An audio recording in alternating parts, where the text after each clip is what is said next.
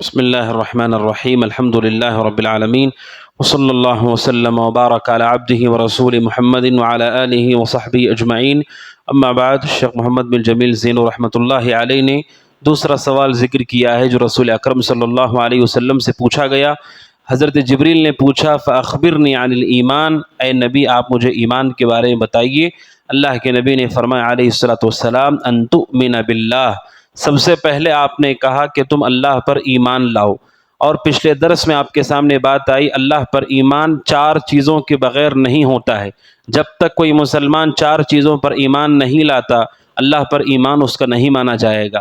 سب سے پہلی چیز اللہ کے وجود پر ایمان، اور اس کی تفصیل گزر چکی۔ دوسری چیز جو اللہ کی پر ایمان لانے کے لیے ضروری ہے وہ ہے اللہ کی ربوبیت پر ایمان لانا، جسے توحید الربوبیہ کہا جاتا ہے۔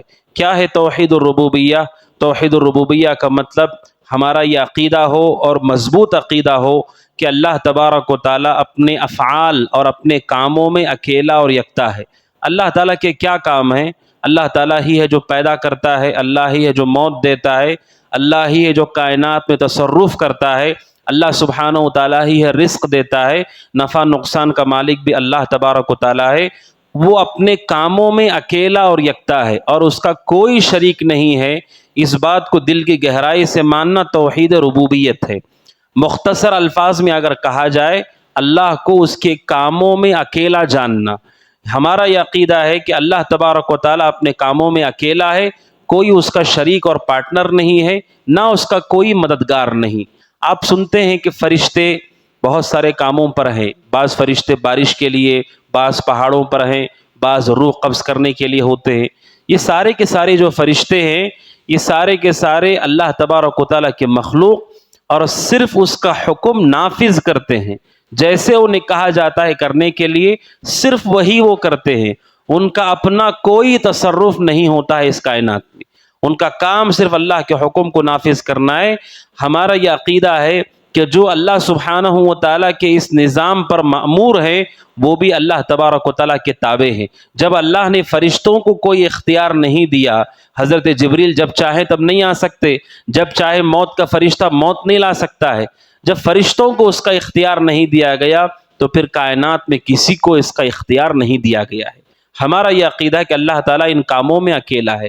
اور ربوبیت میں تین چیزیں ہیں جو بڑی اہم ہوتی ہیں، ایک ہے خلق، دوسرا ہے رزق، اور تیسرا ہے تدبیر۔ خلق کا مطلب ہے پیدا کرنا، پیدا کرنے والا صرف اللہ سبحانہ و تعالیٰ ہے۔ جتنی زندہ چیزیں آپ دیکھتے ہیں انہیں اللہ تبارک و تعالیٰ ہی نے پیدا کیا ہے، اور یہ چیلنج ہے قرآن کا کہ اللہ کو چھوڑ کر جن جن کو پکارا جاتا ہے وہ سب مل کر کے ایک مکھی بھی نہیں بنا سکتے۔ ایک مکھی جو پیدا ہوتی ہے، کھاتی اور پیتی ہے، وہ مکھی جو زندہ ہوتی ہے پھر مر جاتی ہے، پورے کے پورے لوگ مل کر کے ایک مکھی نہیں پیدا کر سکتے، اتنا بھی اختیار انسانوں کے پاس نہیں ہے۔ اور جو چیز وہ بناتے ہیں وہ بھی اللہ تبارک و تعالیٰ نے جو سامان انہیں دے دیا ہے ان میں سے وہ بناتے ہیں۔ لوہا اللہ تعالیٰ نے دیا ہے، اس لوہے کا آکار وہ بدلتے ہیں، آگے پیچھے اسے کرتے ہیں۔ جو وہ بنا رہے ہیں جو زندہ چیزیں نہیں ہیں وہ بھی اللہ کی دی ہوئی چیزیں ہیں، جیسے مٹی اور گارا ہے جس سے گھر بنایا جاتا ہے، یا لوہا ہے جس سے بہت سارے اوزار بنائے جاتے ہیں، یہ سب کچھ اللہ کا دیا ہوا ہے۔ آپ کسی انسان سے کہیے کہ اللہ کی دی ہوئی کوئی چیز نہ لے اور خود سے کوئی چیز بنا کر کے دکھائے، وہ زندہ تو کیا کوئی غیر جاندار چیز بھی نہیں بنا سکتا ہے۔ ایک کاغذ بنانے کے لیے بھی اللہ تبارک و تعالیٰ کی ضرورت ہے کہ اس نے جو بنایا ہے اسی سے آپ بنا سکتے ہیں۔ ایک قلم بھی آپ کو بنانا ہے، وہ لکڑی بھی آپ کو اللہ تبارک و تعالیٰ کی دی ہوئی ہی چاہیے۔ اللہ سبحانہ و تعالیٰ پیدا کرنے میں اکیلا ہے، اور دوسرا رزق دینے میں اللہ سبحانہ و تعالیٰ اکیلا ہے۔ کسی کو مال ملتا ہے، اولاد ملتی ہے، کسی کو علم ملتا ہے، جو کچھ دنیا میں تقسیم ہو رہا ہے وہ اللہ تبارک و تعالیٰ کی عطا سے ہے۔ اسی لیے قرآن کہتا ہے اللہ سبحانہ و تعالیٰ ہی ہے جو رزق میں کشادگی کرتا ہے اور تنگی کرتا ہے، مخلوق کا اس میں کوئی دخل نہیں ہے۔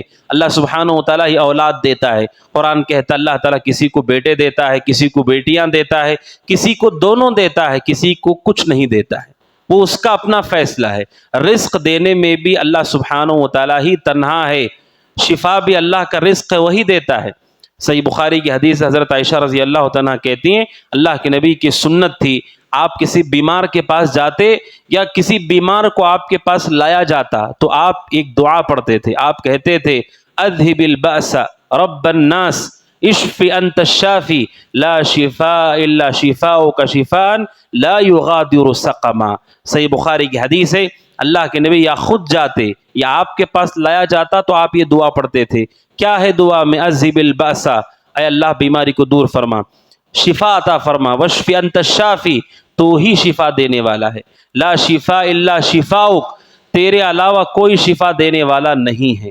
اب سوچئے اللہ کے نبی صلی اللہ علیہ وسلم سب سے افضل بشر ہیں، اور آپ جب کسی کو دم کر رہے ہیں تو اس میں آپ کہتے ہیں شفا دے، تیرے علاوہ کوئی شفا دینے والا نہیں، انت الشافی، تو ہی شفا دینے والا ہے۔ اس کا مطلب رزق پورا اختیار اللہ ہی کے پاس ہے۔ اور تیسری اور آخری چیز ہے وہ تدبیر، کہ اللہ سبحانہ وتعالیٰ کائنات کا نظام یا ہر انسان کی زندگی کا نظام، کل کیا ہونے والا ہے کسی کو نہیں معلوم، کل ہمارے گھر میں کیا ہوگا، شہر میں کیا ہوگا، ملک میں کیا ہوگا، کسی کو نہیں معلوم۔ آج زندہ ہے کل وہ مر چکا ہوگا، آج امن سے ہے نہ جانے کل خوف ہے، آج مل کر ہے نہ جانے کل اختلاف ہے، ہم نہیں جانتے، کوئی بیمار ہے کل شفایاب ہو جائے گا۔ پوری کائنات میں نظام اور تدبیر اللہ سبحانہ و تعالیٰ کی ہے، اسے کہا جاتا ہے تدبیر۔ ایک ہے خلق اور دوسرا ہے رزق اور تیسرا ہے تدبیر۔ ان ساری چیزوں میں اللہ تعالیٰ اکیلا ہے، یہ عقیدہ ہمارا ہونا چاہیے۔ اگر کوئی آدمی اللہ کے ساتھ کسی کو شریک مانتا ہے کہ اللہ کے علاوہ بھی کوئی رزق دینے والا ہے، اولاد دینے والا ہے، نفع نقصان کا مالک ہے، اس نے اللہ کے ساتھ شرک کیا، جس کی تفصیل آگے آئے گی۔ اللہ پر ایمان میں دوسری چیز ہے اللہ تعالیٰ کی ربوبیت پر، اس کے کاموں میں اسے ایک جاننا، اس پر اعتقاد، اس پر ایمان لانا ضروری ہے۔ اللہ سبحانہ وتعالیٰ سے دعا کہ اللہ تعالیٰ ہمیں اس کی ربوبیت پر ایمان لانے کی توفیق عطا فرمائے۔ آمین۔ ھذا وصلی اللہ وسلم علی نبینا محمد وعلی آلہ وصحبہ اجمعین۔ السلام علیکم ورحمۃ اللہ وبرکاتہ۔